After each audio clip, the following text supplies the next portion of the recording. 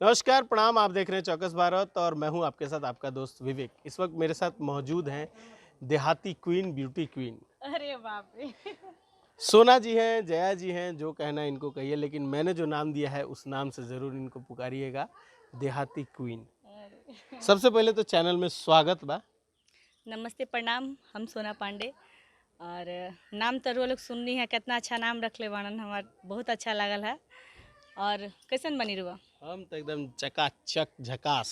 लेकिन आज हमार मन के लेवे कि आज हम भोजपुरी बोल के करब तो भोजपुरी इंटरव्यू। भोजपुरी में हाँ बात कल जाओ। हाँ भोजपुर सबसे पहले तो बात कल जाओ अवार्ड के बारे में। बड़ा मतलब मेहनत इतना कैल, ओकरा बाद अवार्ड मिलल। मैडम केहू के कहबो ना कैली, खाली फोटो उटो आ गेला तनी मुनी सोशल मीडिया पर लोग देख लेला। मतलब का चाहतनी कि अवार्डवा जौन मिलल बा लोग ना जाने। ना ना ना, ये सब तो आप लोग के प्यार आशीर्वाद है, बड़ लोग के प्यार आशीर्वाद है, जेकरा वजह से आज इतना प्यार मिलल कि हमरा के बहुत अच्छा लगल। ये सब हमारे माई बाबू के आशीर्वाद है, बहुत अच्छा लगल। और बात ऐसा छुपाए वाला कोई बात नहीं के। हम जे शूट करत रही खेसारी जी का, अचानक से फ़ोन आयल कि जाए के बा। देखनी तब हमारा मुँह से बोलिए ना निकलत रहे, इतना बड़ चीज़ लाइफ में पहली बार। कोई के भी सपना रहेला सब चीज़, तो हमार भी सपना रहे, लेकिन इतना जल्दी सपना पूरा हो जी हमरा बहुत अच्छा लगल। अब तो देख के हम पगला गई। अब मड़वा के कहाँ रखवैले बनी ओकरा के? मड़वा के मढ़वा के नहीं कि धोले धोले बनी खूब सुंदर ले घर में।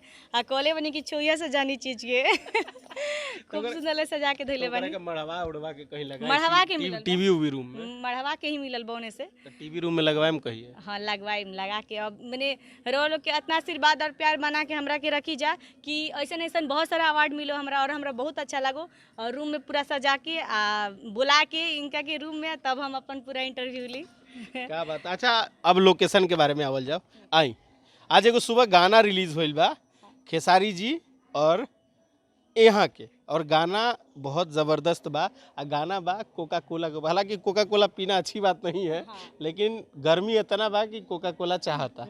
यहाँ गाना शूट हुआ है, यहीं बैठी हुई थी खेसारी जी भी यहीं थे, और यही लोकेशन है, यही वो साड़ी है, लेकिन ये बना रहे ई उका। धोती बना के पहले रही हम, वो घड़ी धोती बनल रही। यो आजो हम चैते के सॉन्ग करतनी, और वो दिन भी चैत के सॉन्ग ही रहे। मैं सबसे पहले ये बताई कि गाना 1 मिलियन से ऊपर चल गया मात्र 7-8 घंटा में। तो 1 मिलियन की खुशी का बा, और खेसारी जी के जो शूट बह रहे ओकरा बारे में बताई। गाना बहुत अच्छा रहे, बहुत अच्छा सॉन्ग बटे।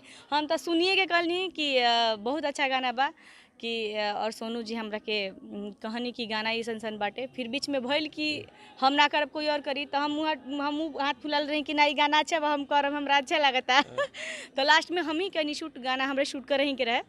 तो बहुत अच्छा लागल गाना, और पूरा हम और खेसारी जी बहुत मस्ती में एकदम पूरा गाना निपटैनी जा। बहुत अच्छा गाना रहे, और वो लोग इतना प्यार आशीर्वाद देने जाओ गाना के गए 7-8 घंटा में मिलियन चल गई। और इतना प्यार दी जा कि मतलब चैता के एकदम बेस्ट सॉन्ग रहे, एकदम ब्लास्टिंग सॉन्ग रहे वो। और बा भी वो लोग बहुत प्यार आशीर्वाद दी जाओ गाना अच्छा, के। एक और सवाल बनता।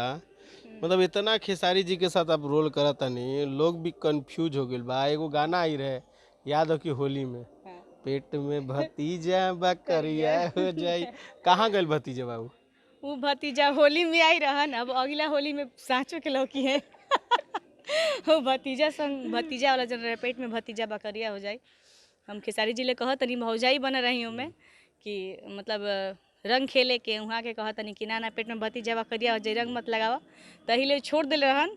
अब अगला होली में लई भतीजा आ जाए भाई तो गोदी में रंग आई। खेली है वो हमारा संगे, ना भतीजा संगे रंग खेलिए। अच्छा, अब बात कर जाओ फिल्म के लेकर के और साथ में गाना के। तो पहले फिल्म के बात कर जाओ कि फिल्म आजकल शूटिंग स्टार्ट हो गई बा, तो आपके कौन कौन से फिल्म से ऑफर आइल बा और कौन कौन से फिल्म के शूट हो गई बा? एगो तो हमारा मालूम बा, पिछला इंटरव्यू में बात भई रहे, और वो मेरा लोग गई बनी ट्रेलर में भी। तो आगे वाला टाइम में कौन कौन सा फिल्म बा जेकर शूट स्टार्ट होके अलावा जेकर शूट खत्म भी हो चुका है? ना। तो अभी जो रोज बोलते बानी, 1 साल पहले हम जो शूट कर रही मेरा भारत मान जी का ट्रेलर भी आ गल बा। ओमे हम लौकलू बानी, रो लोग देखले के हमरा के देखले के हम जहामो में बानी। सूट में बानी, ब्लू कलर के सूट में, हमरा इतना तक याद बा। सूट ना साड़ी है। ना सूटो बा एगो? हाँ सूटो बा, साड़ियों में 3 जगह लौकल बानी। हम ध्यान से 4 हाली में देखनी तो 3 जगह लौकल बानी। और वो ट्रेलर भी आ गल बाटे, रिलीज हो गल बा। बहुत जल्दी मूवी भी रिलीज हो जाई ओकर। और एक अभी हम कल्लू जी के, अरविंद अकेला हाँ कल्लू। कल्लू जी शादी मुबारक कुछ कुछ ऐसे करके बाटे मूवी, जेकरा में एगो हमार सॉन्ग रहे। वो मूवी हमने के अभी कंप्लीट कर दिले बानी जा। और अभी फ़िलहाल 2-3 दिन के बीच में स्टार्ट होके वाला बा एक मूवी, बिटिया रानी। मनोज आर पांडे जी के साथ। अच्छा, हाँ, क्या बात है। और भी बाटे एक दो प्रोजेक्ट, लेकिन हम अभी नहीं बोलल चाहत कि पूरा फाइनल हो जाए तो ज़्यादा अच्छा लगी है ना, तो तब हम बता देते हैं, हम बताते हैं। ऑफलाइन में बातचीत होत रहे तो हो सकेला कि दिनेश जी के साथ हाँ, आवे वाला समय में भी यहाँ के लोग और कम एक और यश बहुत मिश्रा जी बड़का, के हाँ, साथ। यश जी के साथ भी बहुत अच्छा। अब गाना के बारे में बात कर जाओ, काहे कि जब भीड़ बहुत ज़्यादा जुट गई बा लोग, भीड़ में बहुत कम अनकंफर्टेबल हो जाली, तो हम ना ना रिक्वेस्ट कौन करब कि थोड़ा सा खाली कर दिल जाओ, काहे कि तनी शर्मिला तो है ही नेचर के, तो बोलल कम चले। अच्छा, अब बात कर लो गाना को लेकर। गाना जिस तरीके से इजा शूट भइला, गाना शूट भी भइलक 3-4 दिन के अंदर में, और इतना जल्दी प्रोसेस में आके और उतना जल्दी रिलीज भइलक और इतना जल्दी प्यार में मिल गेलक, तो ई फटाफट प्यार में कहीं गड़बड़ी तो नहीं है ना? ना ना आप लोग के प्यार आशीर्वाद है। और गाना चैता के बहुत ही खूबसूरत गाना बा कि मतलब हम खुद 10 बार से ऊपर अभी जब भी आवत जात बनी एने ओने तो बहुत अच्छा लगा था।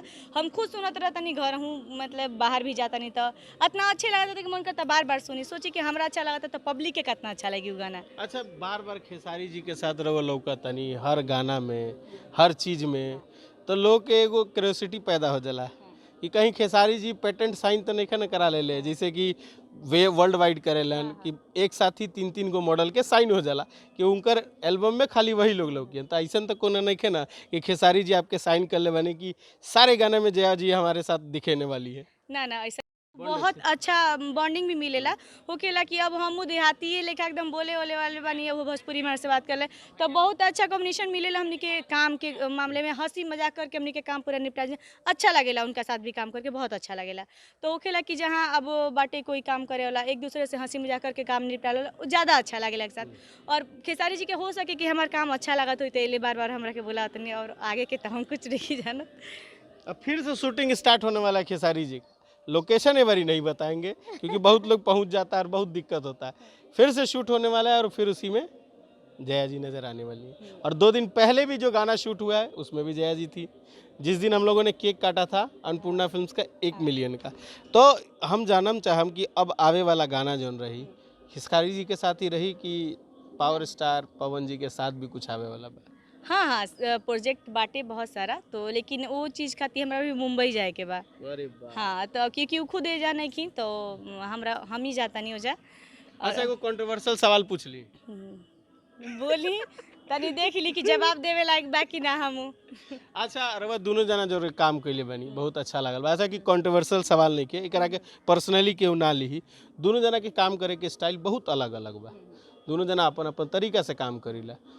तो रवा के कौन सा ऐसा स्टाइल, मतलब वहाँ के स्टाइल पसंद आइल कि पवन जी के स्टाइल पसंद आइल कि दोनों के स्टाइल अलग-अलग बा, काम करे में केकरा जोरे रवा अच्छा लागल? हमरा वैसे दोनों लोग जी के साथ बहुत अच्छा लगा, पवन जी के साथ भी और खेसारी जी के साथ भी बहुत अच्छा लगेला। हमरा ऐसे अच्छा लगेला कि हम मतलब जे टाइप में बात करे वाला बानी भोजपुरी देहाती। में देहाती टाइप हम में। नाम देनी है देहाती क्यों नहीं हाँ, से। तो पवन जी भी बहुत प्यार से हमरा के मतलब काम टाइम सोनवा सोनवा लगबे ना करला कि मतलब हम बहुत बड़ा अब सेलिब्रिटी प्यार के से साथ कोई करते। सोनवा बोलेला त का और वो है? अच्छा लगेला, अब बुझाला कि मतलब घर ही के लोग चिल्लाता रहने सोनवा, तो ऐसे ही मतलब पवन जी बोले बहुत अच्छा, उनके साथ भी काम करके लगता है। और खेसारी जी के साथ भी तो बहुत अच्छा लगता है काम करके। अच्छा, जो दर्शक आपके देख रहे हैं, जो आपको प्यार करते हैं, जो आपको रात दिन फेसबुक और इंस्टा पे फॉलो करते हैं, उनके लिए क्या संदेश होगा? तो उनका खातिर संदेश भाई है कि हम हाथ जोड़ के प्रणाम करतनी रवा लोग के, गोड़ तलोकत नहीं खेजले, हम गोड़ ला के कहतनी आशीर्वाद दी हमरा के। और हम ये चाहतनी कि रवा लोग अपना सोना के, अपन बहन के, अपना बेटी के इतना प्यार आशीर्वाद दी जा कि आगे चल के बहुत ज़्यादा अच्छा अच्छा काम करी हम और रवा लोग के नाम रोशन करी। और बड़ा इतना प्यार आशीर्वाद दी जा हमरा के कि बिहार के नाम रोशन करी हम। और हमार मम्मी पापा जितना हमरा के सपोर्ट करत ताड़न लोग, उतना रवा लोग भी हमरा के बहुत सपोर्ट करी कि रवा लोग के नाम रोशन करी हम बिहार के, कि एगो होके कि बिहार के बेटी बहुत अच्छा नाम काम करती है। क्या बात बा, हमनी के समय देवे खातिर हमनी से बात करे, काहे कि सेट पर बनी जा, ज़्यादा समय ना लेम जा, उन्हें से बोला हटा गिल बा, तो हमनी के समय देवे खातिर बहुत बहुत शुक्रिया। और बहुत धन्यवाद कि रउआ बड़ी दूर से घूमत घूमत घूमत अइनी है। और हमरा बहुत अच्छा लगल है कि रउआ बहुत वेट भी करनी है हमरा खातिर, तो चीज़ खातिर धन्यवाद हम कहे चाहते हैं रउआ के। क्या बात है। तो इतना मासूम चेहरा और इतना खूबसूरत चेहरे को प्यार नहीं दीजिएगा तो पाप लगी हो तारन लोग के। लगी नु पाप, पाप लगी, ऐसे प्यार दीजिए, वीडियो को शेयर कीजिए और साथ ही साथ हमको प्यार कीजिएगा। बाकी खबरों के लिए देखते रहिए चौकस भारत और मुझे दीजिए इजाज़त। नमस्कार।